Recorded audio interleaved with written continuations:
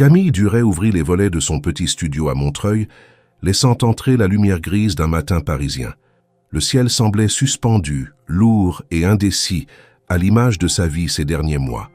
À 28 ans, diplômée en administration et autrefois pleine de projets, elle vivait désormais au rythme des refus, des factures empilées et des insomnies. Le silence de son appartement résonnait comme un rappel cruel. Elle était seule, vraiment seule. Il y a 1 an, elle travaillait dans une start-up pleine de promesses, convaincue que c'était le début d'une carrière brillante. Puis la crise était venue, brutale, sourde, laissant derrière elle un bureau vidé en quelques semaines et des adieux précipités. Depuis, Camille enchaînait les entretiens sans succès. Elle avait tout essayé, agence, candidature spontanée, reconversion. Elle avait même envisagé de quitter Paris.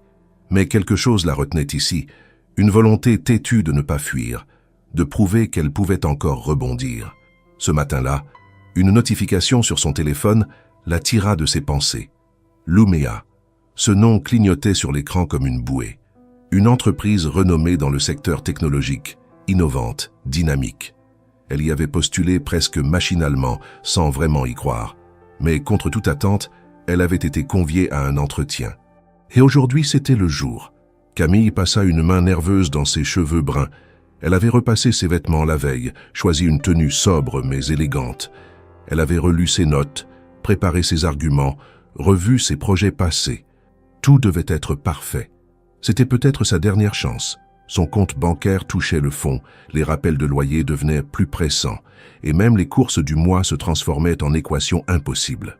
Elle descendit dans la rue avec son carnet, son sac en bandoulière, et une détermination fragile mais tenace. Dans le métro, elle fixait son reflet dans la vitre, essayant de masquer l'ombre sous ses yeux avec un sourire discret.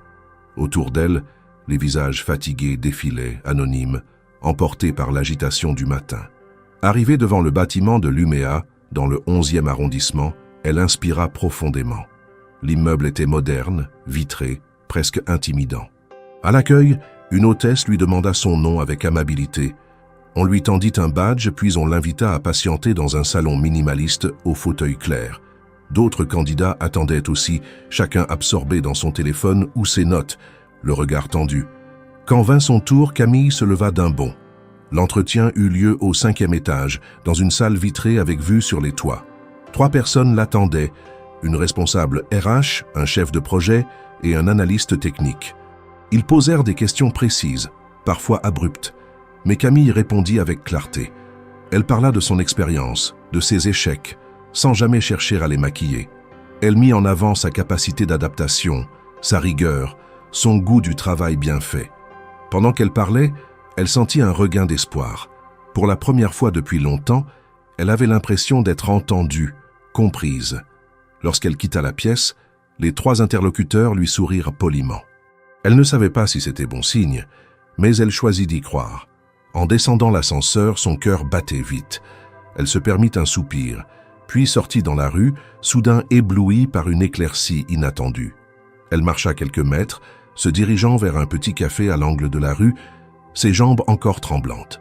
Elle s'installa en terrasse, commanda un thé, puis sortit son téléphone. Juste un regard pour vérifier. Un seul.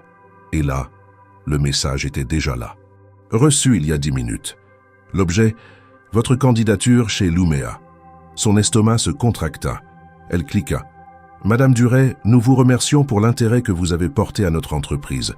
Après examen attentif de votre profil, nous sommes au regret de vous informer que vous n'avez pas été retenu pour le poste. Les mots flottaient devant ses yeux. Tout s'effondra. Elle n'avait pas été prise. Encore. Malgré tous ses efforts, malgré cette once d'espoir qu'elle avait osé laisser grandir. Le thé arriva, mais elle ne le toucha pas. Elle resta là, immobile, incapable de bouger. Finalement, elle se leva, laissant la tasse intacte.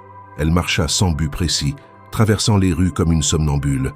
La place de la République s'étendait devant elle, vivante, bruyante. Elle n'entendait rien. Elle avançait, engourdie, quand soudain, un choc brutal la fit vaciller. Elle venait de percuter un homme pressé. Des papiers s'envolèrent, un porte-document tomba au sol. Camille recula d'un pas, confuse. « Pardon, je suis désolée », murmura-t-elle sans lever les yeux. L'homme la regarda brièvement, surpris, mais ne dit rien. Il ramassa ses affaires rapidement, puis s'éloigna d'un pas vif. Camille, elle, continua sa marche, le regard vide, sans se douter un seul instant que ce bref accident allait marquer un tournant dans sa vie. Elle venait de croiser Étienne Morel, mais pour l'instant, elle ne le savait pas encore. Le froid semblait s'être installé jusque dans sa poitrine. Camille marchait lentement, son sac ballottant contre sa hanche, ses pensées embrouillées par la déception qui venait de la frapper. Autour d'elle, Paris continuait sa cadence frénétique. Les vélos slalomaient entre les taxis, les piétons pressèrent le pas pour éviter les gouttes fines d'une pluie en suspension, les sirènes lointaines des ambulances se mêlaient aux klaxons impatients. Mais pour elle, tout paraissait lointain, comme étouffé derrière une vitre invisible.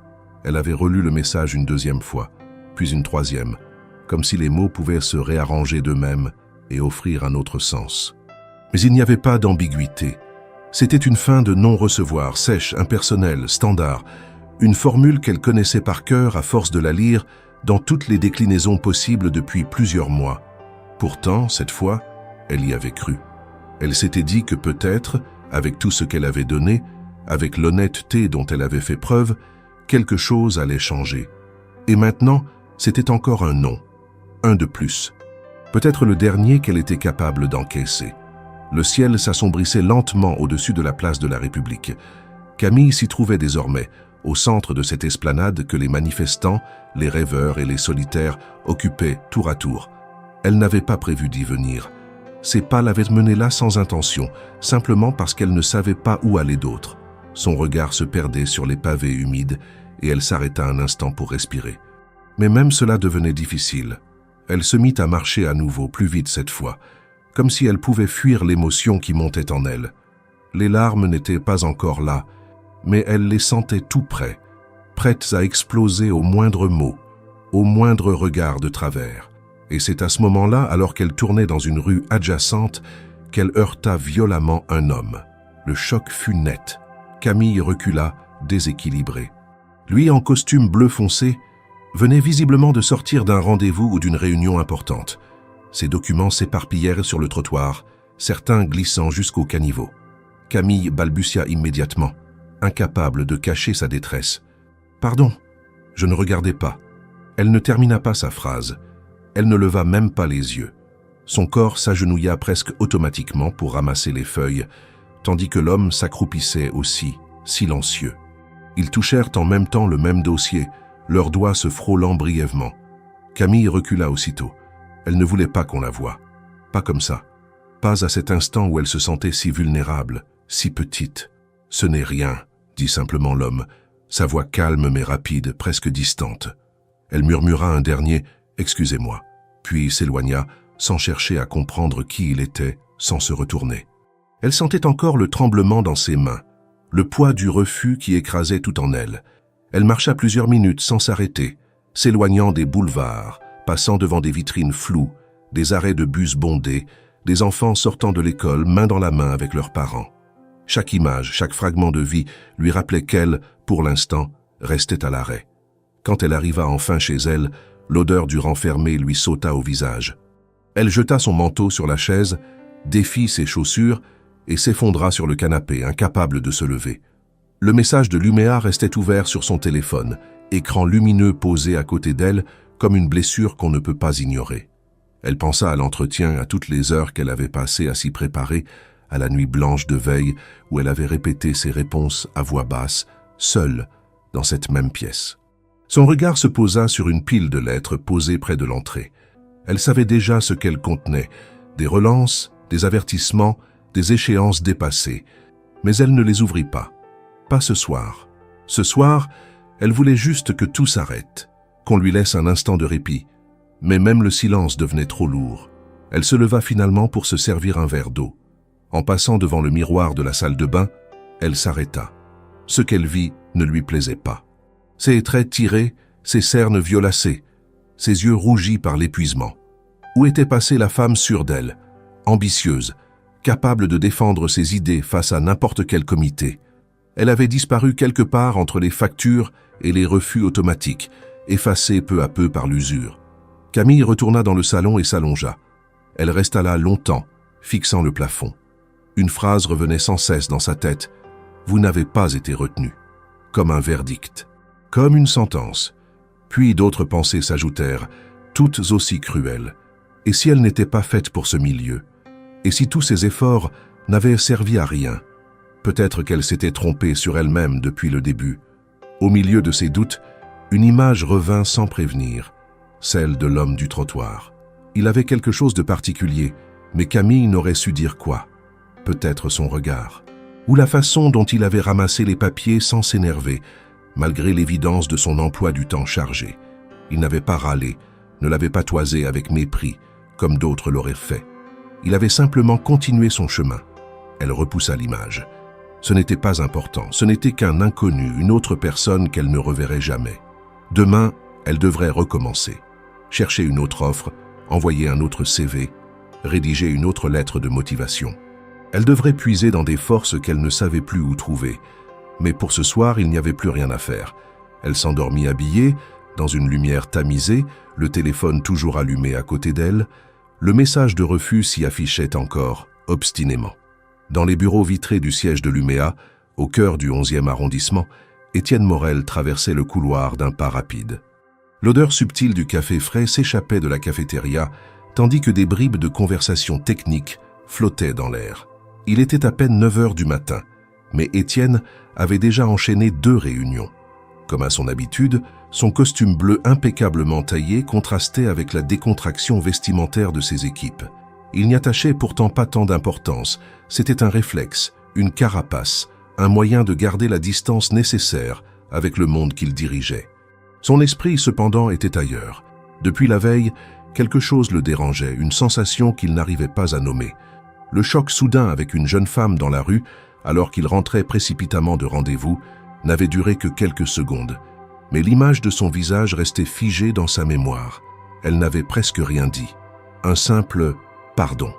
Et elle était partie comme une ombre. Pourtant, il se souvenait distinctement de son expression.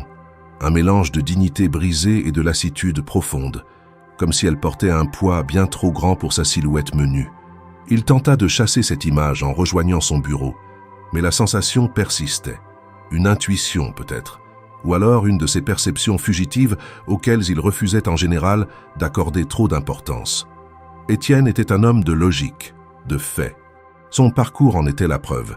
Fils d'un cadre de la fonction publique et d'une enseignante, il avait gravi les échelons un à un, sans raccourci, sans héritage, seulement avec une discipline de fer et une obsession constante de construire quelque chose de solide. Il s'installa derrière son large bureau en bois clair et ouvrit son ordinateur. Les dossiers s'empilaient dans sa boîte de réception, mais un en particulier attira son regard. Le récapitulatif des entretiens menés la veille. Il cliqua dessus par automatisme, sans y chercher quoi que ce soit de précis. Pourtant, en faisant défiler la liste des candidats, un nom le stoppa net. Camille Duret. Son regard s'arrêta là. Étienne cliqua sur son dossier. La photo d'identité jointe au CV s'afficha et il la reconnut immédiatement. C'était elle, la femme de la veille, celle qu'il avait heurtée dans la rue et qui était partie avec cette expression gravée sur le visage. Il relut le résumé de son entretien, les notes des recruteurs. Les commentaires étaient neutres, convenus, presque bâclés. Profil intéressant, mais pas assez d'initiative, avait noté l'un. Manque de projection stratégique, avait ajouté un autre. Pourtant, son CV montrait une expérience solide, notamment dans une start-up qui, bien que récemment fermée, avait été remarquée pour plusieurs projets innovants. Étienne se sentit soudain mal à l'aise. Il connaissait les biais, les erreurs de jugement. Il les combattait autant que possible. Mais il savait qu'il se glissait partout, même dans les processus les mieux rodés. Il demanda à sa secrétaire de lui imprimer l'intégralité du dossier de Camille. Elle s'exécuta sans poser de questions, habituée aux lubies discrètes de son patron. Étienne prit les feuilles, les relut attentivement. Il découvrit qu'elle avait participé à des initiatives précises qui recoupaient certains axes de développement que l'UMEA voulait explorer dans les mois à venir. En particulier, un projet de gestion participative dans une application destinée aux collectivités locales. Il s'en souvenait, car un partenariat similaire était actuellement à l'étude chez l'UMEA.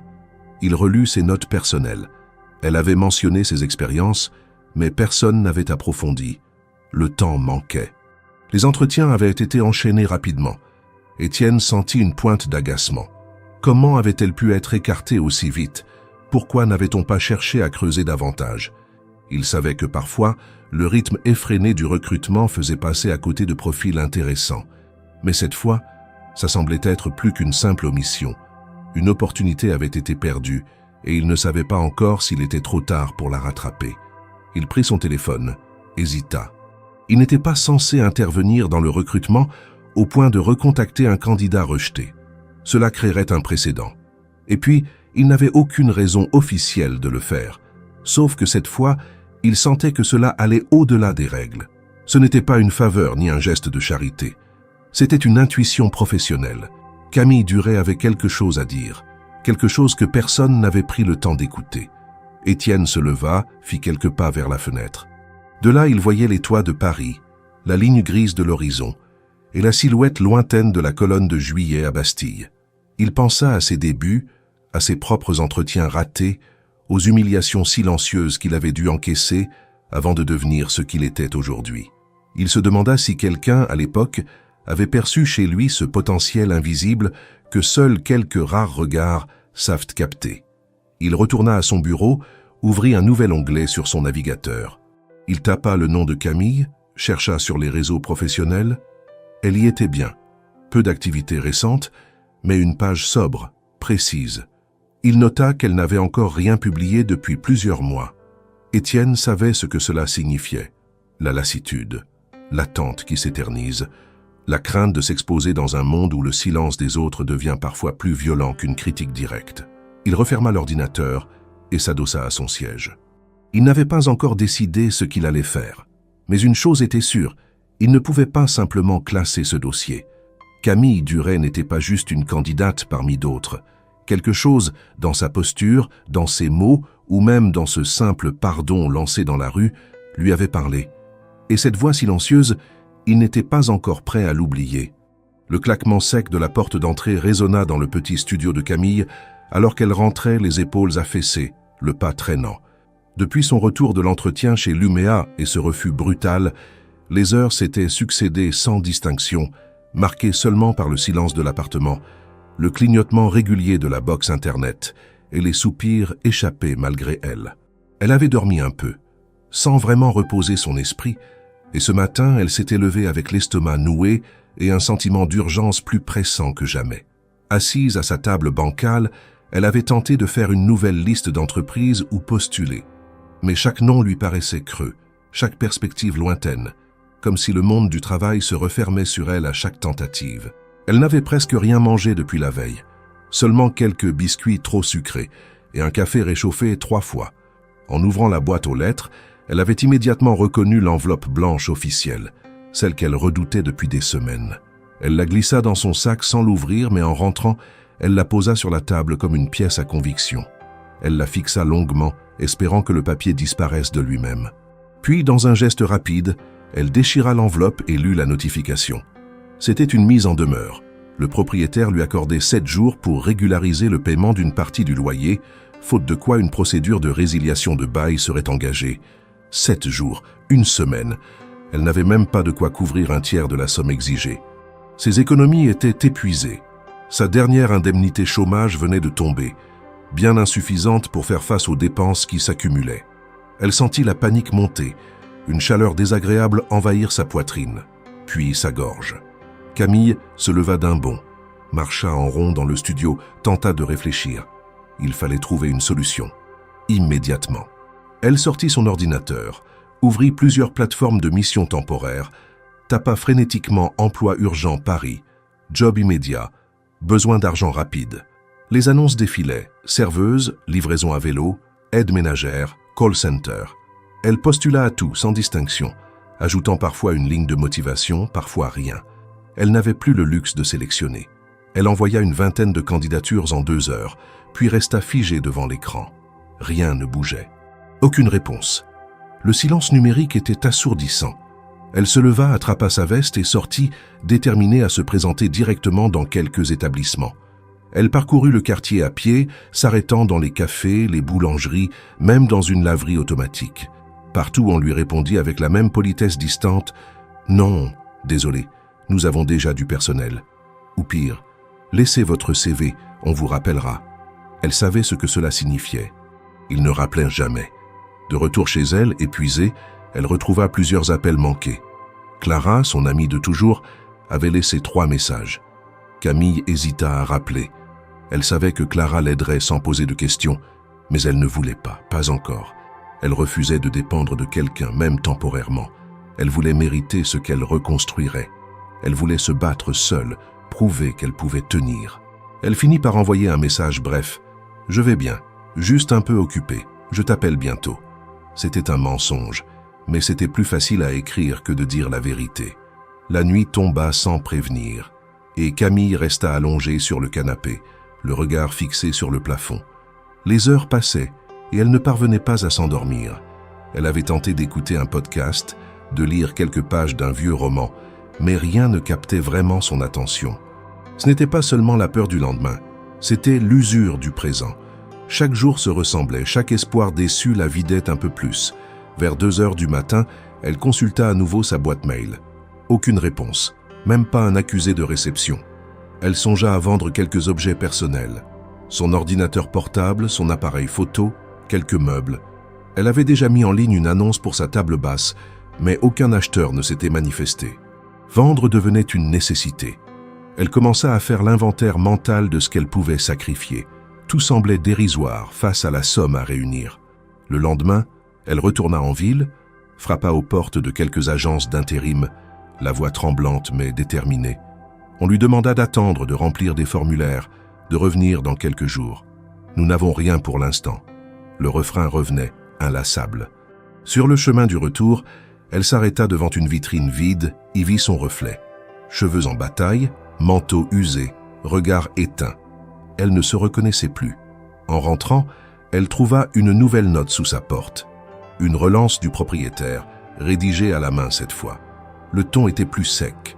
« Sans paiement d'ici vendredi, nous n'aurons d'autre choix que de contacter les autorités compétentes. » Elle relut la phrase 3 fois, incapable de respirer correctement. Vendredi. C'était dans 5 jours. Ce soir-là, Clara rappela encore. Camille, cette fois, décrocha. Elle ne voulait pas parler, mais la voix familière de son amie brisa le mur qu'elle tentait de maintenir. Clara n'insista pas. Elle lui dit simplement « Viens chez moi. Tu n'as pas à vivre ça seule. Il y a une chambre, tu le sais. Tu restes le temps qu'il faut. » Mais Camille refusa encore, doucement, mais fermement. Elle s'accrocha à ce qu'il lui restait de fierté, même si elle sentait le sol se dérober sous ses pieds. Elle savait que le moment viendrait peut-être où elle n'aurait plus le choix. Mais pas encore. Pas tant qu'il lui restait une seule option.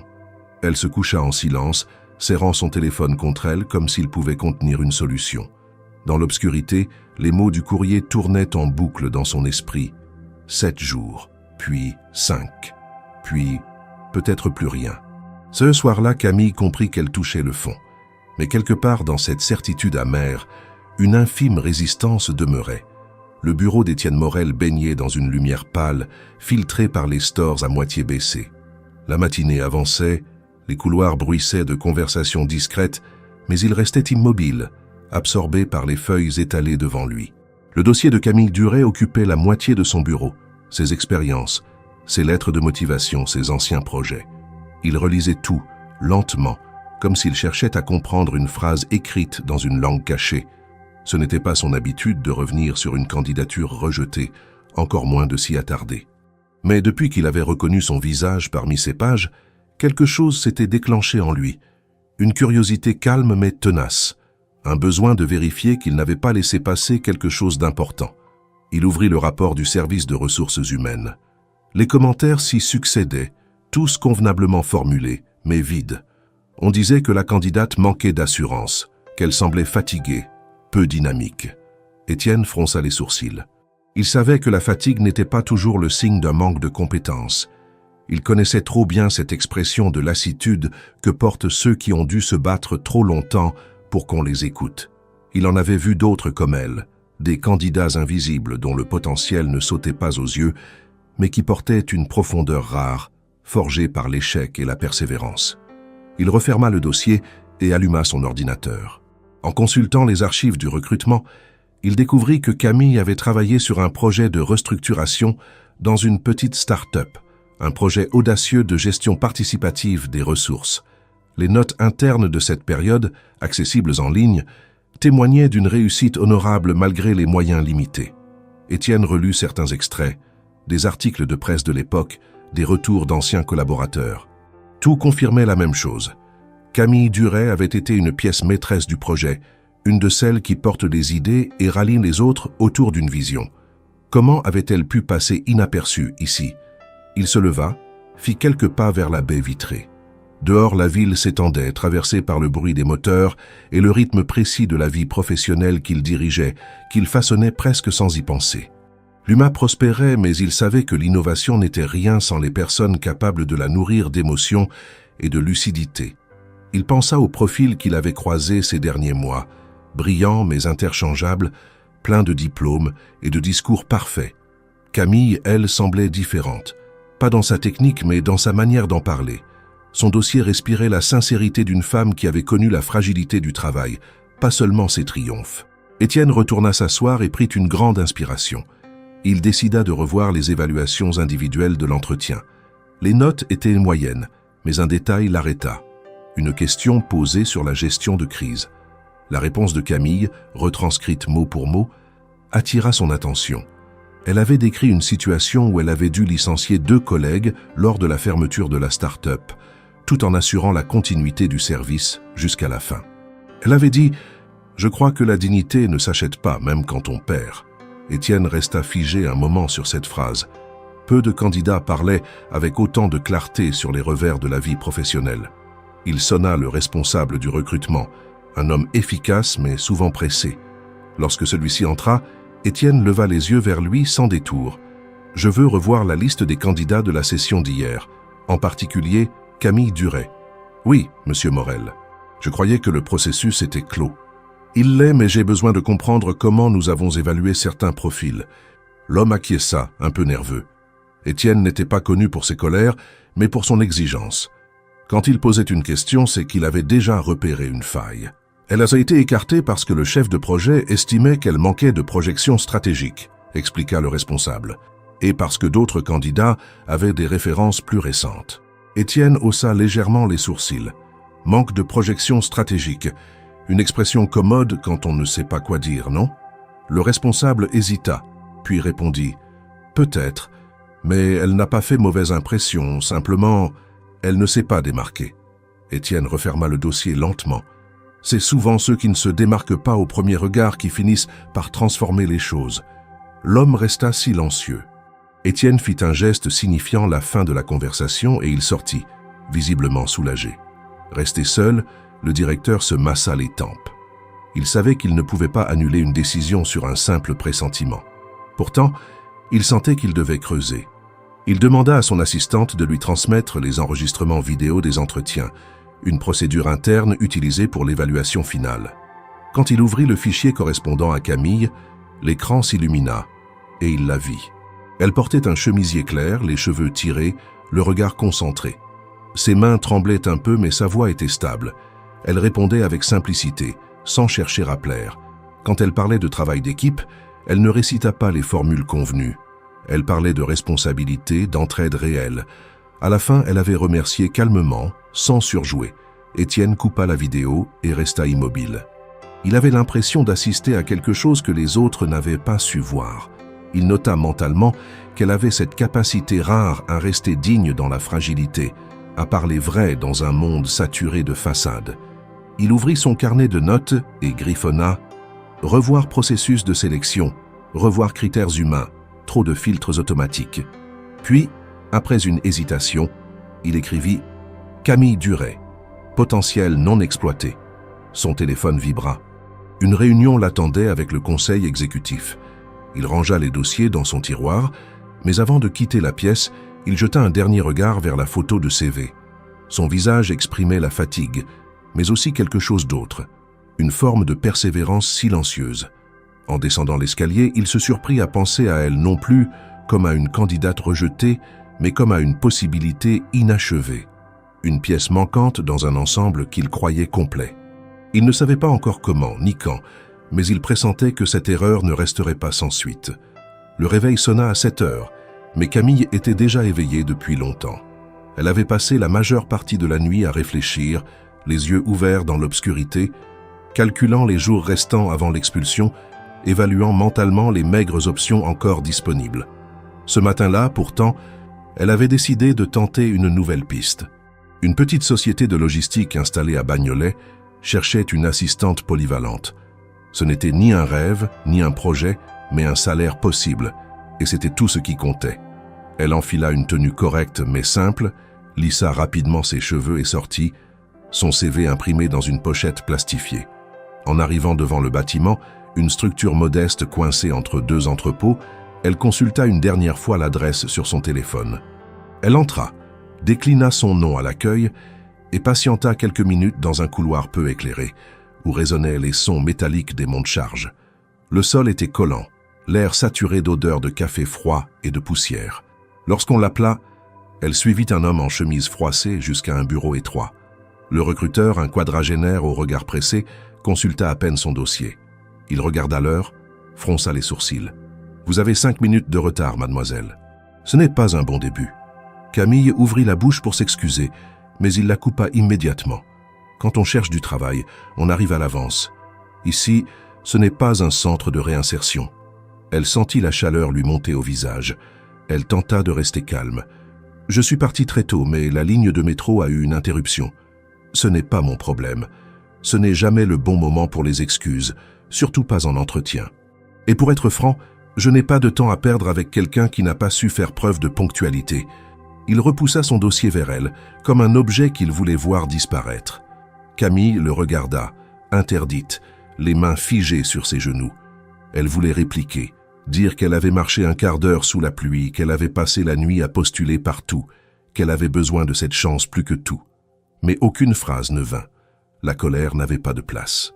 Seulement l'humiliation. « Merci d'être venu », conclut-il d'un ton sec. Elle sortit sans un mot, le cœur battant, la gorge serrée.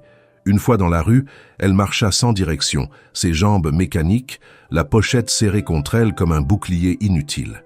Elle traversa un carrefour, descendit un boulevard puis finit par s'asseoir sur un banc près d'un petit square. Des enfants jouaient à quelques mètres, accompagnés de leur mère ou de leur nourrice. Le contraste entre leurs rires insouciants et sa réalité lui donna envie de disparaître. Elle posa la tête contre le dossier du banc, ferma les yeux. Elle se sentait vide.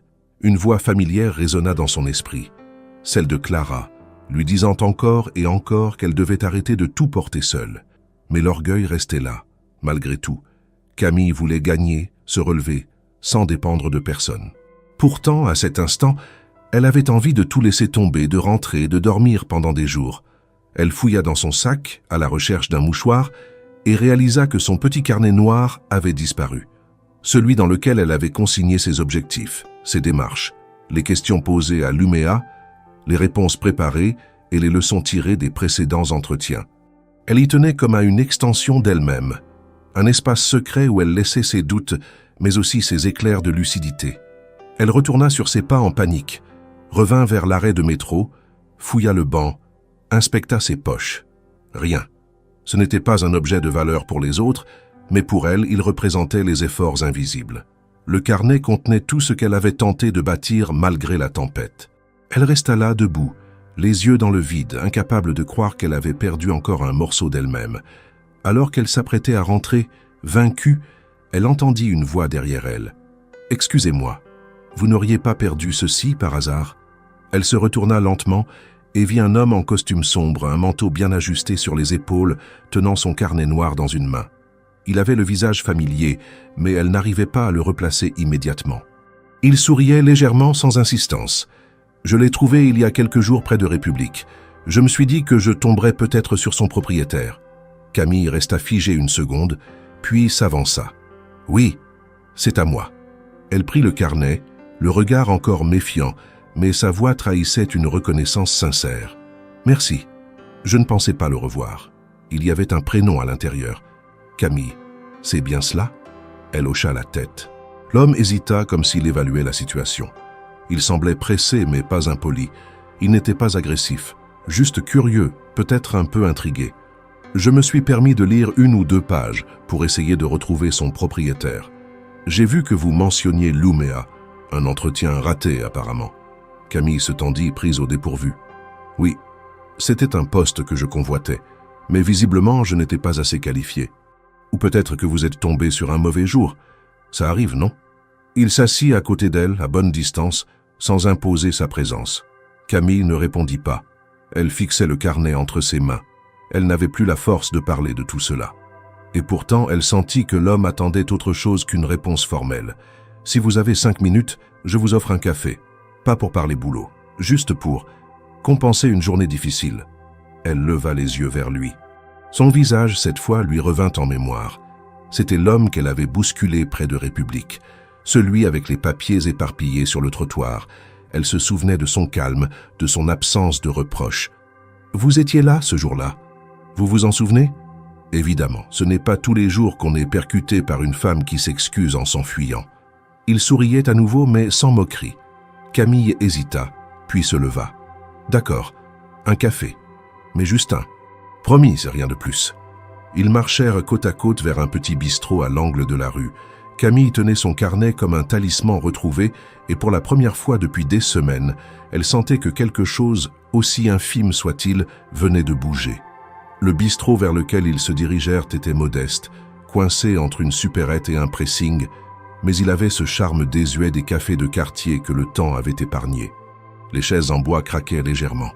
Les nappes plastifiées affichaient des motifs géométriques délavés et une vieille radio grésillait doucement derrière le comptoir. Étienne s'arrêta devant la porte, tenant légèrement le battant pour laisser passer Camille.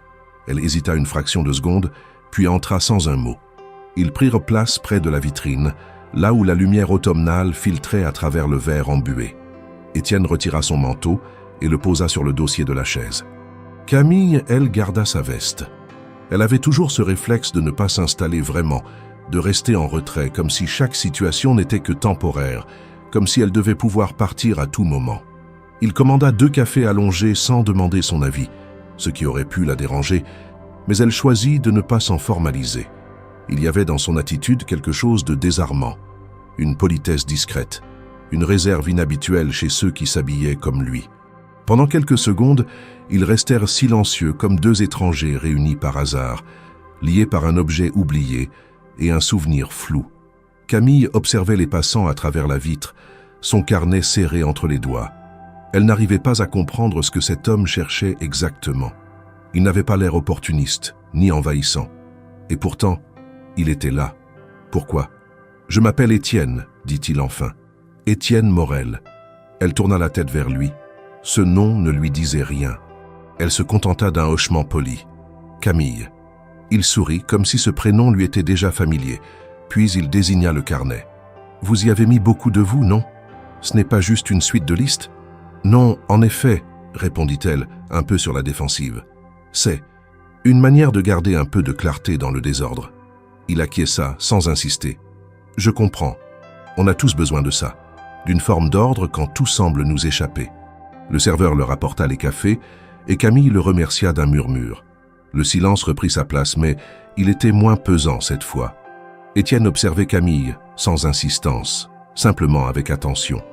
Il avait remarqué, dès le premier instant, sa façon de retenir ses gestes, de parler à mi-voix, comme si elle avait peur d'occuper trop d'espace. Il connaissait ce genre d'attitude. Il savait ce que signifiait cette retenue, une accumulation d'échecs, de regards condescendants, d'occasions manquées. « Vous savez, dit-il doucement, j'ai revu votre carnet plusieurs fois, et je crois que vous avez une manière très particulière d'aborder les choses. Ce n'est pas juste technique. Il y a quelque chose d'humain dans votre regard sur le travail. » Camille fronça légèrement les sourcils. Elle ne comprenait pas pourquoi il parlait ainsi. Elle ignorait toujours qui il était réellement. Pour elle, il restait un homme bien habillé, attentif, peut-être un peu trop intéressé pour être désintéressé. Elle le regarda plus franchement. « Vous l'avez lu donc? Même ce que je n'ai pas écrit pour être lu? » « Seulement ce qui m'a permis de vous retrouver, répondit-il sans détour. Mais ce que j'y ai vu m'a suffi pour comprendre que vous êtes quelqu'un qu'on n'écoute pas assez. » Elle détourna les yeux. Ce genre de phrase lui faisait plus de mal que de bien. Elle ne voulait pas de pitié. Elle voulait une opportunité, mais pas au prix de son intégrité. « Vous ne savez rien de moi. » « C'est vrai, admit-il. mais je vous écoute. Et parfois, c'est un bon début. Le ton n'était ni condescendant ni creux. Il n'essayait pas de la séduire ni de la convaincre. Il parlait simplement, avec cette retenue naturelle qui désarmait plus que les compliments. Camille but une gorgée de café. Le goût était amer, mais elle s'y accrocha. Elle ne savait pas encore si elle devait lui faire confiance, mais pour la première fois depuis longtemps, elle se sentait vue, non pas comme une case à cocher sur un CV, mais comme une personne. Elle décida alors de poser une question simple, directe. « Pourquoi avez-vous pris la peine de garder ce carnet et de me le rendre ?» La plupart des gens l'auraient ignoré. « Parce que j'ai été curieux au début, puis parce que ça m'a parlé. » Elle le scruta plus attentivement. Il ne fuyait pas son regard. Ce calme, cette précision dans les mots. Camille sentit qu'il ne jouait pas un rôle. Il n'avait pas l'air de vouloir lui vendre quoi que ce soit. Juste être là. Elle reposa sa tasse, plus à l'aise. « Et vous, vous faites quoi exactement ?» Il sourit. « Je travaille dans la tech. Je dirige une entreprise. » Elle haussa un sourcil, légèrement surprise. Son apparence le trahissait un peu, mais elle n'avait pas imaginé un poste aussi haut placé. Et lui, comme pour éviter d'en dire trop, ajouta « Disons que j'essaie de maintenir une cohérence entre l'innovation et ce qu'elle doit servir. Ce qui est rare, dit-elle sans réfléchir. Ce qui est difficile, corrigea-t-il doucement. Un silence s'installa, mais cette fois, il n'était ni gêné ni lourd. Camille observait le fond de sa tasse, pensant à tout ce qui lui était arrivé ces dernières semaines, à l'entretien chez Luméa, à cette journée où elle avait failli tout abandonner. Et maintenant, elle était là, face à cet homme, dans un café banal, avec la sensation étrange que quelque chose, pour une fois, ne la rejetait pas. « Vous savez, reprit-elle doucement, je ne cherche pas qu'un poste. Je cherche à me reconstruire, à avoir une place. Et parfois, on a l'impression qu'il n'en reste plus. Tiens, on vous a juste donné l'impression que vous ne la méritiez pas. Ce n'est pas la même chose. » Elle ne répondit pas. Elle sentit une émotion monter, mais la refoula aussitôt. Ce n'était ni le moment, ni la personne pour se montrer vulnérable. Et pourtant, elle le regarda avec une forme de reconnaissance silencieuse. Le serveur vint poser l'addition. Étienne la régla rapidement. Ils sortirent ensemble, le froid saisissant les accueillit à la porte. « Merci pour le café, dit-elle. « Merci pour la conversation. » Elle fit quelques pas puis s'arrêta. « On se revoit ?» Il haussa les épaules. « Cela dépend de vous. » Elle hocha la tête. Pour la première fois depuis longtemps, c'était elle qui avait le choix. Camille passa la soirée à chercher des offres d'emploi comme à son habitude, le regard figé sur l'écran de son ordinateur portable, posé sur la petite table de cuisine. Elle cochait des cases, remplissait des formulaires automatisés, reformulait encore et encore les mêmes phrases, dynamique, motivée, force de proposition. Chaque clic lui donnait l'impression de s'éloigner un peu plus de quelque chose de concret. Pourtant, un détail la dérangeait, une sorte de fil invisible qu'elle sentait toujours tirer derrière elle, la rencontre avec Étienne. Ce moment dans le café lui revenait par flash silencieux. La façon dont il la regardait, pas avec condescendance, mais avec cette étrange attention. Son calme, ses mots choisis. Tout cela semblait avoir un poids qu'elle n'arrivait pas à identifier. Elle n'avait pas son numéro, seulement un prénom et un nom. Étienne Morel. Ce n'était ni un pseudonyme ni une identité vague. Elle l'avait entendu distinctement quand il s'était présenté. Alors, presque machinalement, elle tapa son nom dans la barre de recherche de son navigateur. Ce n'était pas de la curiosité mal placée, mais un besoin soudain de mettre une structure autour de cette silhouette encore floue. Elle pensait tomber sur un profil quelconque, un consultant peut-être, un cadre supérieur. Ce qu'elle découvrit la laissa sans voix. Étienne Morel, directeur général de Luméa. Elle cliqua sur le premier lien, un article du Figaro datant de quelques mois. La photo ne laissait aucun doute. C'était bien lui. Veste ajustée, regard sérieux, ton posé. L'article décrivait son parcours, de ses débuts modestes à son ascension dans le monde de la technologie. Elle défila plus bas, entretiens, conférences, photos d'événements. Étienne était l'un des visages les plus visibles de l'écosystème tech parisien. Et c'était lui, l'homme du café, celui qui avait retrouvé son carnet, celui avec qui elle avait parlé sans détour de son entretien raté. Chez Luméa, un mélange de stupeur et de colère la traversa. Pourquoi ne lui avait-il rien dit? Pourquoi s'était-il présenté comme un inconnu, comme quelqu'un de simple, presque extérieur à tout ça? Elle sentit son cœur battre plus vite, Une bouffée de honte mêlée de méfiance lui traversa l'estomac. Elle avait parlé librement, trop librement. Elle avait exposé ses échecs, ses peurs, ses frustrations à celui qui dirigeait l'entreprise qu'il avait rejetée. Elle se leva brusquement, repoussant la chaise, et ferma l'ordinateur avec plus de force que nécessaire. Elle marchait à grands pas dans le studio, ses pensées s'entrechoquant sans ordre. Était-ce un jeu? Une mise à l'épreuve? Une manière tordue de l'évaluer en dehors du cadre de l'entretien? Elle se rappelait avoir pensé qu'il l'écoutait comme peu de gens l'avaient en effet. Était-ce sincère ou était-ce seulement un artifice bien rodé? Elle revoyait son visage au moment où elle avait parlé de la dignité, du sentiment d'injustice. Et maintenant, tout prenait une autre dimension. Elle avait été honnête, sans filtre, croyant s'adresser à un inconnu, et lui avait choisi de taire sa fonction. Cela lui donnait un ascendant, un pouvoir silencieux sur tout ce qu'elle avait partagé. Elle se sentait trahie, prise au piège d'une conversation qu'elle croyait équilibrée. Elle pensa à lui écrire, mais elle n'avait aucun moyen de le contacter. Elle ne voulait pas non plus passer par les réseaux sociaux professionnels. Cela aurait officialisé un échange qu'elle n'était même plus certaine de vouloir poursuivre. Elle resta debout un long moment, devant la fenêtre, à regarder les lumières des autres appartements, les ombres qui passaient derrière les rideaux. Elle tenta de se rappeler les moments où elle avait eu l'intuition qu'il n'était pas tout à fait un simple inconnu. Peut-être son assurance discrète, sa manière d'observer plus qu'il ne parlait. Mais elle n'avait pas deviné. Elle s'en voulait de ne pas avoir su voir, et en même temps, elle ne pouvait pas tout deviner. Il lui avait donné peu d'indices. Le lendemain matin, elle se leva sans réveil, les pensées encore brouillées par la découverte de la veille. Elle se sentait blessée, mais aussi en colère contre elle-même d'avoir laissé entrer quelqu'un si vite, même brièvement. Elle tenta de reprendre sa routine, de s'accrocher à des gestes simples. Elle envoya 2 candidatures, répondit à un message de Clara, balaya le studio, rangea ses papiers, tout pour ne pas penser à lui. Mais bien sûr, elle pensait à lui. À la fin de l'après-midi, en triant ses mails, elle trouva un message inattendu. L'adresse ne lui disait rien de précis, mais l'objet était clair. À propos de notre conversation, Étienne. Elle hésita plusieurs secondes avant de l'ouvrir. Il n'y avait pas de fichier joint, juste quelques lignes. Camille, je comprends que vous ayez pu être surprise, voire déçue, en découvrant qui je suis réellement. Ce n'était pas une ruse. Ce n'était pas prémédité. Je vous ai croisé par hasard, et à ce moment-là, je n'ai pas voulu que mon titre prenne toute la place. J'avais besoin de comprendre quelque chose. J'espère que vous pourrez un jour croire que cette rencontre avait de la valeur, indépendamment de mon rôle chez Luméa. Je reste disponible si vous voulez me parler. Étienne. Camille relut le message plusieurs fois.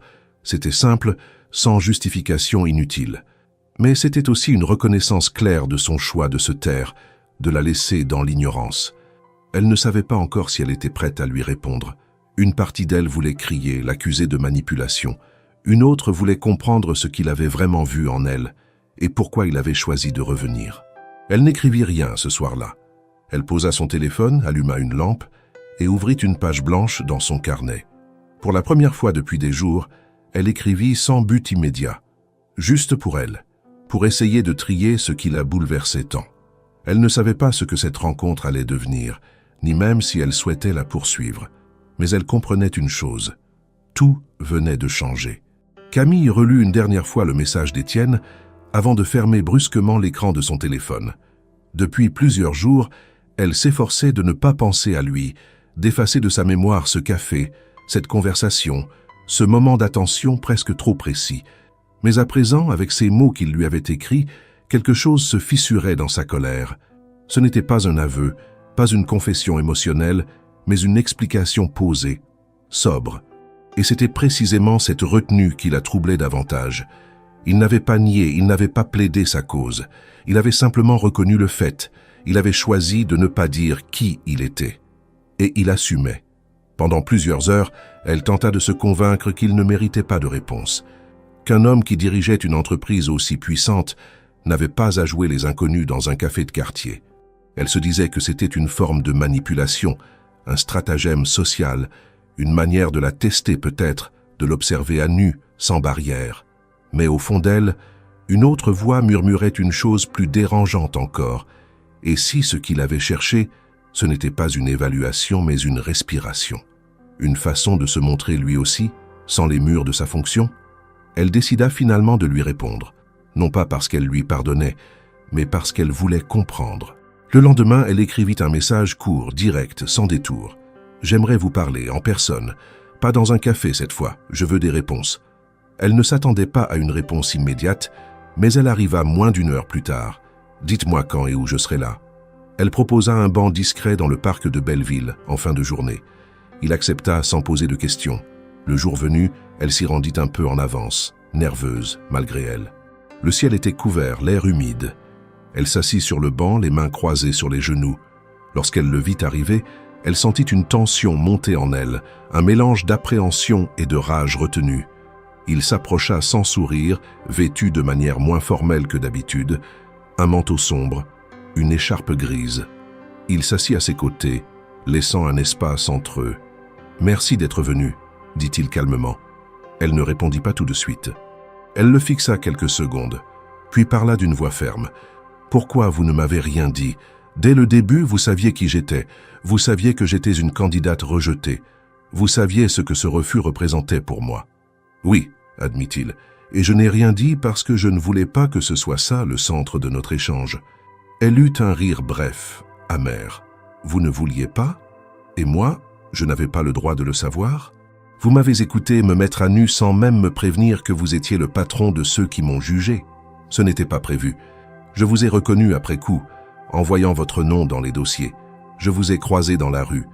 Et ce que j'ai vu sur votre visage m'a interpellé, pas en tant que recruteur, en tant qu'homme. Et ce jour-là, j'ai eu envie d'écouter, pas de jouer un rôle. » Camille détourna le regard. Elle luttait contre l'envie de le croire. Parce qu'une part d'elle voulait encore pouvoir croire à la sincérité. « Vous avez relu mon dossier. Vous avez vu que j'avais été écarté. Et vous avez quand même gardé le silence. Vous auriez pu faire quelque chose, réagir. J'ai relu votre dossier, oui. Et j'ai vu qu'il y avait eu une erreur de jugement, une de celles qui arrivent de plus souvent qu'on ne le croit. J'ai voulu comprendre pourquoi vous aviez été écarté. Et j'ai compris que c'était un mélange de rapidité, de fatigue, d'aveuglement institutionnel. Mais je ne pouvais pas revenir là-dessus sans que cela semble arbitraire. » Elle le fixa de nouveau, cette fois plus longuement. « Et vous avez trouvé quoi en me parlant comme à une inconnue ?» Il hésita un instant, puis répondit « J'ai vu quelqu'un qui n'a pas été entendu, quelqu'un dont la lucidité mérite d'avoir une place. Et j'ai vu une femme épuisée, mais encore debout. Et je me suis rappelé que j'avais été à votre place il y a longtemps, rejeté, invisible, bousculé par des décisions prises sans qu'on vous regarde vraiment. » Camille sentit un frisson lui traverser l'échine. Ce n'était pas tant ce qu'il disait que la manière dont il le disait. Il ne cherchait pas à se défendre. Il partageait quelque chose, une mémoire, une trace. Elle ne s'attendait pas à cela. Elle avait imaginé des excuses, peut-être des justifications, pas cette forme d'écho. Vous avez aussi caché votre pouvoir. Et ça, ce n'est pas rien. Je l'ai mis de côté, oui, parce que je voulais savoir ce qui restait quand je ne suis plus ce qu'on projette sur moi. Je ne le fais jamais. Mais avec vous, je me suis surpris à vouloir juste parler. Elle resta silencieuse un moment, puis soupira. Et maintenant, vous attendez quoi? Que je vous remercie? Que je sois flatté d'avoir été remarqué par le PDG? Non, je n'attends rien. Je veux juste que vous sachiez que cette rencontre n'a pas été un test, ni une mise en scène, et que si vous le permettez, je voudrais trouver une manière de réparer ce qui a été mal fait. Elle le regarda longtemps, sans rien dire. Elle voyait en lui une part d'humanité qu'elle n'avait pas anticipée, mais elle voyait aussi l'asymétrie de leur position. Il était puissant, respecté, à l'abri. Elle luttait encore pour payer son loyer. Il n'y avait pas d'égalité entre eux. Et pourtant, dans cet instant précis, il n'y avait pas non plus de domination. Il y avait seulement deux personnes assises sur un banc avec leurs erreurs, leur silence, leur volonté de mieux faire. « Je ne sais pas si je peux vous croire », murmura-t-elle. « Je ne vous demande pas de me croire. Je vous demande de continuer à être vous, même si c'est contre moi. » Elle détourna les yeux une dernière fois. Puis, elle se leva doucement. « On verra. » Elle partit sans se retourner, le cœur encore serré mais moins lourd. Elle ne savait pas où cela la mènerait, mais elle savait qu'elle n'était plus la même que quelques semaines plus tôt. Quelque chose avait commencé à se déplacer en elle, lentement, discrètement. Les jours qui suivirent la conversation au parc de Belleville se déroulèrent dans un étrange entre-deux pour Camille. Elle continuait à consulter des offres d'emploi, à envoyer des candidatures, à relancer des contacts dans l'espoir d'un bout de projet qui pourrait enfin prendre racine. Pourtant, chaque fois que le téléphone sonnait ou qu'un courrier arrivait, son esprit revenait à cette rencontre avec Étienne Morel, directeur général de l'Ouméa. Elle n'était plus simplement la candidate rejetée, elle se trouvait en position d'attente. Une proposition semblait désormais possible, mais elle ne savait pas encore laquelle. Ce matin-là, elle se rendit dans un café-terrasse à proximité de son studio à Montreuil pour réfléchir. Le lait chauffait dans la petite cafetière, le bruit subtil des tasses se mêlait au ronflement lointain des bus. Elle ouvrit son carnet noir, désormais presque vide des rustines d'urgence, plus prête à accueillir des idées qu'à contenir des listes de survie. Elle écrivit « Quel type d'opportunité mériterais-je vraiment ?» Elle regarda autour d'elle. Des jeunes femmes tapotaient sur leurs ordinateurs, embauchées ou en transition. L'odeur du brie chaud flottait dans l'air. Elle respira profondément, puis ferma le carnet. Elle savait que l'instant était en train de changer. Quelque chose de plus grand, peut-être de plus durable, se profilait. À 11 heures, son téléphone vibra. Le nom d'Étienne s'afficha. Elle prit une profonde inspiration. Son cœur se mit à battre légèrement plus vite. Il dit simplement « Je souhaiterais vous inviter à une réunion informelle avec mon équipe innovation mercredi à 14 heures. Aimeriez-vous y assister ?» Camille resta silencieuse un moment. « Où ?» questionna-t-elle finalement. « Dans nos locaux rue Oberkampf. Uniquement discussion, pas d'engagement. » Elle acquiesça, sans savoir si elle devait sourire, fuir ou refuser. Elle accepta. Mercredi arriva. Elle entra dans l'immeuble vitré de l'Ouméa. Le badge qu'on lui avait remis à l'accueil lui donna un sentiment étrangement solennel. Elle salua timidement 2 personnes dans le hall, puis monta à l'étage dédié à l'innovation. L'espace était ouvert, lumineux, les murs peints en blanc cassé, des planches de bois clair, des écrans encastrés. Une équipe diversifiée y travaillait, certains sur des tablettes, d'autres autour d'un tableau blanc rempli de post-it jaunes. Elle prit place près d'un coin bibliothèque et respira. Elle ne ressentit ni soumission ni excitation, juste une sorte de calme déterminé. Étienne fit une brève introduction. Il ne mentionna pas directement qu'elle était là en tant que candidate rejetée. Il dit « Merci d'être présente. J'aimerais que vous partagiez votre regard sur ce que nous faisons ici. » Elle écouta les autres présenter des idées. Automatisation des services, intelligence artificielle appliquée aux collectivités, gamification des usages. Elle attendit son tour. Quand il arriva, elle parla. Elle ne déroula pas un discours préparé. Elle parla de ce qu'elle connaissait, de son ancienne start-up, de la gestion participative, de l'importance de l'humain derrière l'outil. Elle expliqua que les solutions ne devaient pas uniquement réduire les coûts, mais aussi renforcer un sentiment de communauté, de responsabilité. Le silence qui suivit ces mots fut bref, mais profond. Un des chefs de projet lui demanda « Comment imaginez-vous cela dans un produit concret ?» Elle répondit avec clarté, évoquant une interface simple, un tableau de bord transparent pour les utilisateurs, une rétroaction claire sur l'impact de leur participation. Elle remarqua les regards, les gestes d'approbation à travers la salle. Étienne lui sourit. Après l'atelier, ils descendirent au rez-de-chaussée pour un café. Étienne s'adressa à elle en privé. « J'ai une proposition à vous faire. Pas un poste standard.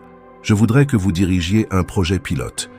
Vous serez responsable d'une petite équipe, 4 personnes, pour développer ce que nous avons commencé de voir, avec un budget, un calendrier et votre vision. » Le monde de Camille vacilla un instant. Elle sentit une impulsion, un mélange de fierté et de peur. Elle pensa à ses factures, à la semaine de loyer imminente, à ses nuits d'insomnie. Elle pensa aussi à ce qu'il avait dit. « Continuez à être vous, même si c'est contre moi. » Elle releva la tête. « Je ne comprendrais pas si c'était une faveur, précisa-t-elle. Je veux être choisie pour mes compétences, pas pour autre chose. » Étienne hocha la tête. « Ce n'est pas une faveur. Je l'ai demandé parce que vous avez un regard que nous ne trouvons plus, et je veux que ce projet soit transparent. Chaque étape, chaque décision, vous serez évalué sur ce que vous produisez. » Elle se recula d'un soupir long. Ce qui était proposé redéfinissait tout. Cela bousculait son identité, ses peurs, mais aussi ses rêves. Il ne s'agissait plus de postuler, d'espérer que quelqu'un un jour lui réponde. Il s'agissait maintenant de produire, de diriger, de transformer. Elle accepta mais imposa une condition. Je veux que ce soit public, que l'annonce indique que je suis sélectionné après un processus ouvert, pour mes idées et mon travail, pas pour être associé à un directeur. Étienne réfléchit, puis il sourit. Accordé. Le lendemain, la nouvelle fut diffusée en interne. L'Uméa lance un projet pilote, Collectivité Plus, dirigé par C. Duret. 4 personnes, budget de 6 mois. Camille lut l'annonce sur l'intranet de l'entreprise. Son nom s'affichait à côté de celui de l'Uméa, sans l'appeler la collaboratrice, la candidate. Elle se permit un sourire, discret mais vrai. Elle comprit que ce n'était pas seulement une opportunité, c'était un tournant. Mais elle ressentait aussi le poids de l'enjeu. Les regards allaient se poser sur elle. Certains penseraient qu'elle avait été pistonnée. Elle savait que les réseaux sociaux allaient en parler. Elle savait qu'il y aurait des murmures. Elle revit sa dernière audition ratée chez l'Uméa, les notes du recruteur, la fatigue dans son visage. Elle sentit soudainement un mélange d'adrénaline et de gravité. Elle rentra chez elle, le soir, le mot de passe pour le projet affiché sur un post-it sur son écran. Elle ouvrit une nouvelle feuille dans son carnet. Elle écrivit « Projet collectivité plus 6 mois. Objectif, indicateur, équipe ». Elle nota aussi « Commencer par les utilisateurs, pas par la technologie ». Elle ferma le carnet. Elle regarda autour d'elle dans le petit studio, les factures attendues, la mise en demeure, la peinture écaillée sur le volet. Tout cela existait encore. Rien n'était effacé. Mais quelque chose s'était déplacé. Elle n'était plus spectatrice. Elle était actrice. Avant de s'endormir, elle passa par la fenêtre. Les lumières de Montreuil semblaient plus proches que jamais. Elle pensa à demain, aux premières réunions, aux questions délicates qu'on allait lui poser. Elle pensa aussi à Étienne et à cette phrase qu'il avait glissée « Continuez à être vous ». Elle ferma les yeux, consciente qu'elle entrait dans une phase nouvelle. Ce n'était pas encore la réussite. C'était le premier acte d'une reconstruction. Et cela suffisait pour ce soir. Les premiers jours du projet Collectivité Plus furent d'une intensité rare pour Camille. Dès son arrivée dans les locaux de l'Uméa, on lui remit un badge temporaire, une adresse e-mail professionnelle et un espace de travail partagé avec les 4 collaborateurs choisis pour l'accompagner. Elle passa la matinée à prendre connaissance des outils, des calendriers, des budgets alloués. Il n'y eut pas de cérémonie, pas de discours d'accueil. Juste un bonjour formel du directeur administratif et un court message d'Étienne sur le canal interne. Bienvenue à Camille Duret, responsable du projet pilote. Nous comptons sur sa vision pour faire avancer notre réflexion. Rien de plus. Et pourtant, dans cette concision se trouvait déjà un changement. Elle n'était plus la candidate refusée, elle était celle qu'on attendait. Mais dès le 3e jour, les premiers signes de tension apparurent. Une publication anodine sur un réseau social professionnel signalait son arrivée dans l'équipe innovation. Sous la publication, les commentaires s'enchaînèrent rapidement. Certains saluaient l'audace du choix, la fraîcheur du profil. Mais d'autres, plus nombreux et insidieux, posaient des questions implicites. Recrutement interne ou recommandations bien placées. C'est étrange. Aucune communication sur le processus de sélection. Nouvelle venue, mais déjà à la tête d'un projet. Intéressant. Camille les lut sans réagir d'abord, mais le lendemain, plusieurs messages directs atterrirent dans sa boîte mail, certains anonymes, d'autres signés. Tous suggéraient qu'elle n'avait pas été choisie pour ses compétences.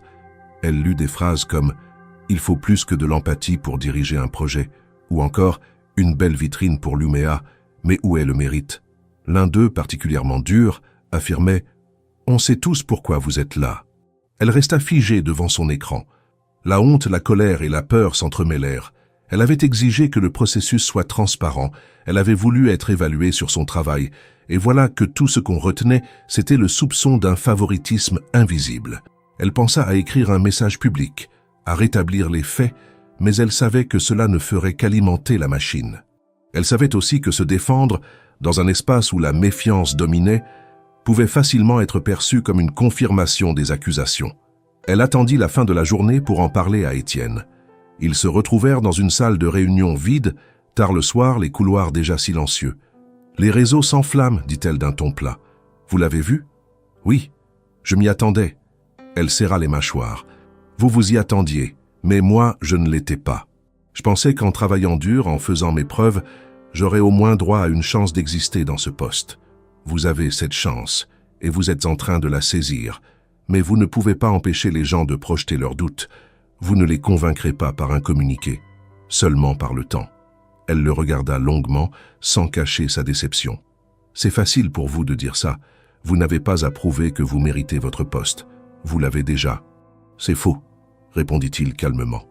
Chaque décision que je prends est scrutée, interprétée. Je vis avec ça tous les jours. Et parfois, ce que je fais de plus juste est aussi ce qui me coûte le plus cher. Comme maintenant. Elle sentit que ses propos ne venaient pas d'un automatisme managérial, mais d'une expérience vécue. Elle baissa les yeux. Je me demande si je ne devrais pas tout arrêter. Revenir à une recherche classique. Cette place est devenue un fardeau. C'est justement parce qu'elle est difficile qu'elle vaut quelque chose, Camille. Si vous partez maintenant, ce ne sera pas un retour en arrière, ce sera une abdication. Et vous savez au fond que vous n'avez pas fait tout ce chemin pour abandonner au premier obstacle. Elle resta silencieuse. Elle ne savait plus si elle était en colère contre ceux qui la jugeaient ou contre elle-même de leur laisser autant de pouvoir. Étienne s'approcha, mais ne la toucha pas. Il se contenta de murmurer « Ne vous laissez pas définir par le regard des autres. Vous savez ce que vous valez. » Elle sortit sans répondre, traversa les couloirs comme une ombre. Elle rentra chez elle, épuisée, mais incapable de dormir. Elle ouvrit son carnet et écrivit seulement 3 mots. « Est-ce que j'ose ?» Le lendemain, elle arriva plus tôt que d'habitude. Elle convoqua une réunion avec son équipe, expliqua que le projet serait ouvert à l'évaluation externe, que toutes les étapes seraient documentées, que le moindre écart serait assumé publiquement. Elle confia même aux membres de son équipe un droit de contestation sur ses décisions majeures. Ce geste fut accueilli avec surprise, mais aussi avec respect. Peu à peu, les regards changèrent. Pendant 2 semaines, Camille travailla jour et nuit. Elle coordonna les tâches, répondit aux questions, ajusta les orientations techniques. Elle ne se défendit jamais publiquement contre les rumeurs. Elle les fit taire par la qualité de son engagement. Les premiers prototypes de la plateforme prirent forme, et les utilisateurs-testeurs, choisis parmi de petites collectivités partenaires, envoyèrent des retours enthousiastes. Un vendredi soir, alors que l'équipe fêtait une première validation d'étape, Étienne entra dans la salle, discrètement. Il ne prit pas la parole. Il se contenta d'observer. À la fin, alors que Camille rangeait les derniers dossiers, il s'approcha. « Vous avez trouvé votre propre manière de répondre, et elle est bien plus puissante que n'importe quelle justification. » Elle hocha la tête. Elle ne souriait pas, mais ses yeux étaient moins tendus. « Je n'ai pas envie d'être un symbole. Je veux juste être utile. Vous êtes déjà bien plus que cela. Vous êtes un exemple. » Elle baissa les yeux, presque gênée. « Et entre nous ?» demanda-t-elle après un silence. Étienne inspira longuement. « Entre nous, il n'y a rien de défini. Et c'est peut-être ça, la meilleure base possible. » Elle acquiesça. Rien ne devait être précipité. Ni leur lien, ni la suite du projet, ni la manière dont elle reconstruisait sa place dans le monde. Une étape après l'autre. Mais cette fois, ce serait à ses conditions. Camille se leva ce matin-là sans que la sonnerie ne l'y oblige. Il était à peine 6h30, et la lumière encore grise de l'aube glissait à peine entre les volets de son studio. Elle n'avait pas bien dormi, mais l'énergie était là, nouvelle, plus stable. Sur la table basse, les feuilles de notes s'empilaient, compte rendu de réunion, croquis d'interface utilisateur, messages de testeurs volontaires, retours d'expérience.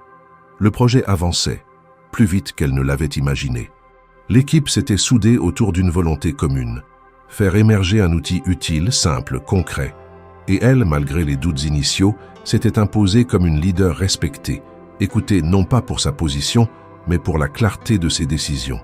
Mais plus le projet gagnait en visibilité, plus le bruit autour d'elle grandissait. Les réseaux sociaux avaient commencé à relayer son nom. Un article sur un site spécialisé l'avait même qualifié de « pari audacieux » de la part de l'Uméa. Un autre, plus venimeux, parlait d'un choix sentimental au bénéfice d'une relation floue entre une ex-candidate et le PDG. Ce mot, flou, avait été utilisé avec précision. Il ne disait rien tout en insinuant tout. Camille avait lu cet article le soir même, seule, dans son studio, et il lui avait fallu plusieurs heures pour contenir la colère. Non pas qu'elle se sentît coupable de quoi que ce soit, mais parce qu'il réduisait à une simple histoire personnelle, ce qui relevait d'un choix professionnel assumé. Elle en avait parlé à Étienne, brièvement, lors d'un déjeuner en dehors des bureaux. Il avait écouté en silence, sans tenter de minimiser. « Tu peux refuser cette exposition », avait-il dit. « Personne ne te force à la porter. Et alors, je laisse les autres décider de ce que je suis? Je laisse les articles me définir? Non. Mais tu choisis aussi de ne pas jouer selon leurs règles. » Camille avait hoché la tête. Elle comprenait ce qu'il voulait dire, mais cela ne rendait pas les choses plus faciles. Les regards au sein même de l'entreprise étaient devenus plus prudents, parfois suspicieux. Elle sentait que certains collègues attendaient sa première erreur pour confirmer leurs soupçons. Elle aurait pu se protéger, se mettre en retrait, ne plus répondre aux questions de la presse, déléguer plus de décisions. Mais au lieu de cela, elle décida de faire exactement le contraire. Le lundi suivant, elle convoqua une réunion avec les responsables des autres pôles. Devant une vingtaine de personnes, elle présenta l'état du projet, ses choix, ses doutes aussi. Elle expliqua comment les retours utilisateurs guidaient chaque ajustement, comment l'équipe ajustait les indicateurs de suivi, comment le budget était dépensé. Elle parla sans chercher à convaincre, seulement à exposer les faits, avec une transparence totale. À la fin de sa présentation, elle conclut « Vous pouvez penser ce que vous voulez de mon parcours, mais ce que je fais ici, je le fais pour que ça fonctionne. Pour que les utilisateurs trouvent du sens à ce qu'on développe. Je ne demande pas la confiance. Je demande de regarder ce qu'on produit. Le reste ne m'intéresse pas. » Il n'y eut pas de tonnerre d'applaudissements, ni de compliments excessifs, mais il y eut un silence respectueux, une écoute attentive, et plus important encore, des réponses, des propositions concrètes d'interconnexion avec d'autres services, des suggestions d'amélioration, des invitations à collaborer. Ce jour-là, Camille rentra chez elle sans ressentir le poids habituel des attentes. Elle savait que les rumeurs continueraient, que certains ne changeraient jamais d'avis. Mais elle savait aussi que les faits commençaient à parler pour elle. Dans les semaines qui suivirent, elle poursuivit le travail avec plus de calme. Elle délégua davantage, encouragea les membres de son équipe à prendre la parole en public, à signer les documents officiels, à participer aux présentations. Elle ne cherchait pas à centraliser l'attention, mais à construire une légitimité collective.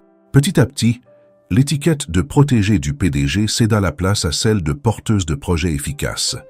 Étienne, de son côté, resta à distance.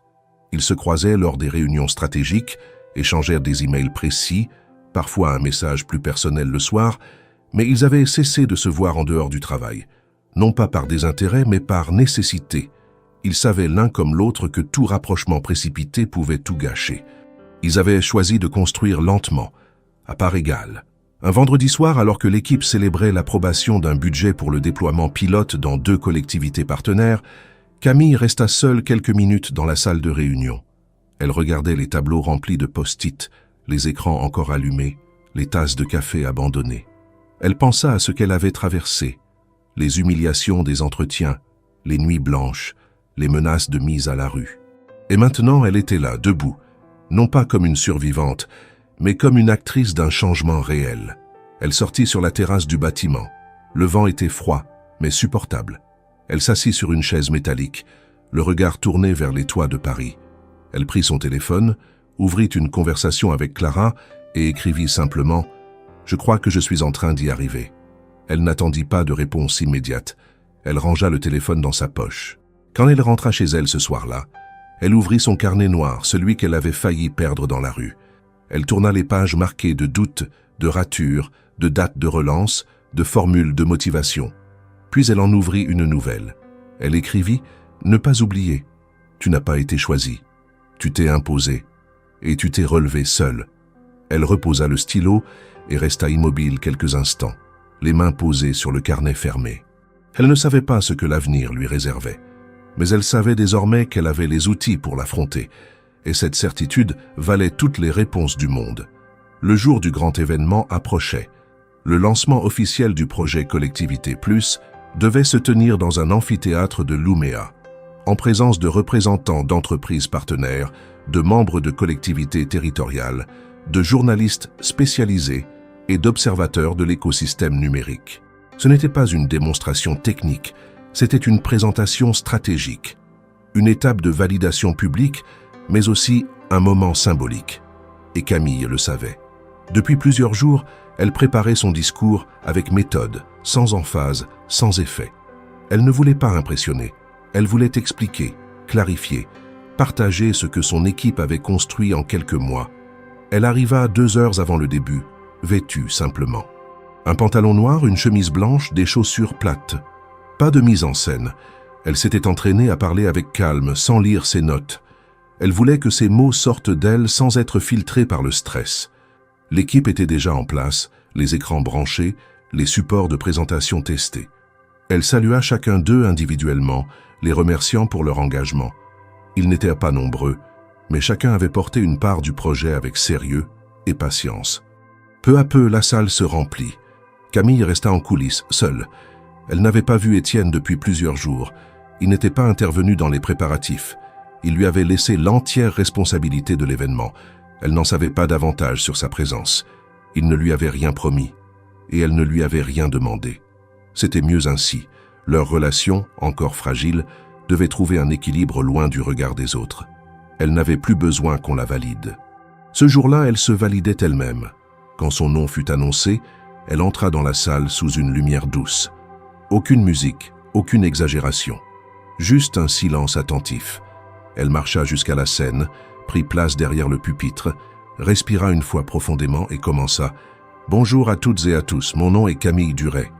Il y a quelques mois, j'étais une demandeuse d'emploi, sans perspective immédiate, avec un CV souvent mis de côté, des lettres sans réponse, des entretiens avortés. Aujourd'hui, je vous présente un projet que j'ai eu l'honneur de construire avec une équipe engagée, dans une entreprise qui m'a d'abord dit non. Ce que nous avons fait n'est pas un miracle. C'est le résultat de ce qui se passe quand on accorde du temps, de la confiance et de l'espace à ceux qu'on n'écoute pas d'habitude. Elle enchaîna avec une présentation claire du fonctionnement de Collectivité Plus, la plateforme de concertation citoyenne, adaptée aux besoins locaux, les indicateurs d'engagement personnalisables, l'intégration simple avec les outils existants, la transparence des données. Elle montra des exemples concrets de retours utilisateurs, des témoignages de maires de petites communes, des captures d'écran de prototypes utilisés en conditions réelles.